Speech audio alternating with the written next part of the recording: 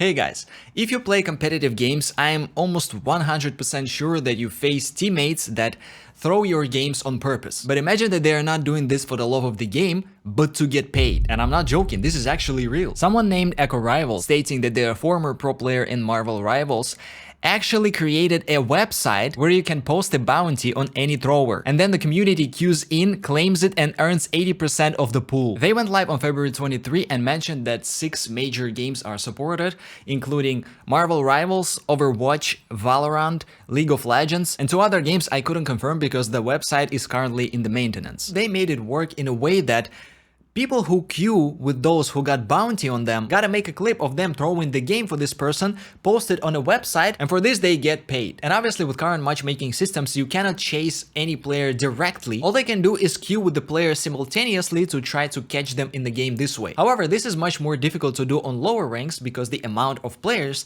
playing on middle ranks is much higher, but it is less saturated on higher ranks where it is easier to catch a player, which would of course make these players very unhappy about the situation because these are the people who grind the most. The devs of the website, which is called IntList, explain their creation in the next way. It exists because the devs left a gap and the community filled it. Remove engagement-oriented matchmaking and actually ban throwers? We will gladly shut down. For the context, the devs of Marvel Rivals has stated on multiple occasions that Marvel Rivals doesn't use EOMM. And for obvious reasons, Marvel Rivals community in particular is not really excited about this. But the reason is not only the website, mostly because they are not happy about NetEase not doing anything about the situation and letting things get to this point in the first place. The thing is that there is no method used to punish players who grief teammates and throw games, and quite often there are posts in Rival subreddit like, "Throwers are killing the game. Can we just start banning people for throwing? I don't get how we are a year into the game and people are still throwing games left and right 24/7 without anything happening to them." And at the same time, nobody's excited about appearance of IntList. And I would say that obviously the developers of the website want to have their piece of the cake, even though their frontline idea is that they're trying to teach NetEase how to work the harsh way. Apparently they posted bounties are not green light to harass the target. However, several bounties on IntList feature information about the targets in question that can be used to track them down elsewhere,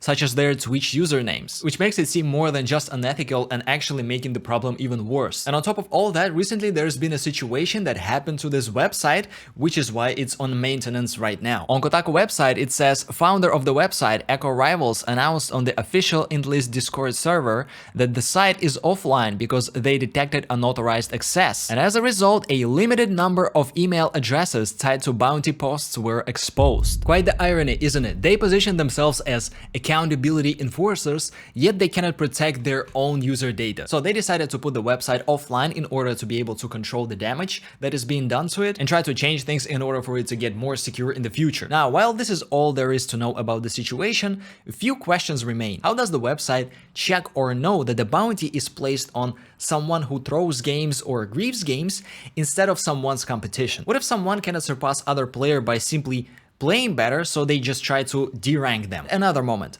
Let's assume there is a bounty on a certain player, and there is a certain player chasing that bounty. That's 2 people. But none of these competitive games teams consist of only 2 people. There's usually 5 or even 6 of them. What did they do to deserve their game being thrown? And the last moment, from personal experience, I don't really play Marvel Rivals, but I played Valorant a lot. And there's legit no punishment for throwers who don't buy weapons and sit in a corner the whole game instead of playing and competing. My guess would be that the system that would be detecting players like this and confirming that they're actually throwing is pretty heavy. And to make this thing work is very resource stressful. For example, if it's a voice chat or chat, it's pretty easy for AI to scan and identify the bad language. But imagine a human or AI trying to identify a thrower in a game. They would have to watch a pretty large chunk of the match in order not to make a mistake. So again, these are the remaining questions, and there is someone who's trying to solve the problem their own way. Best case, it will eventually force developers to do something about the situation.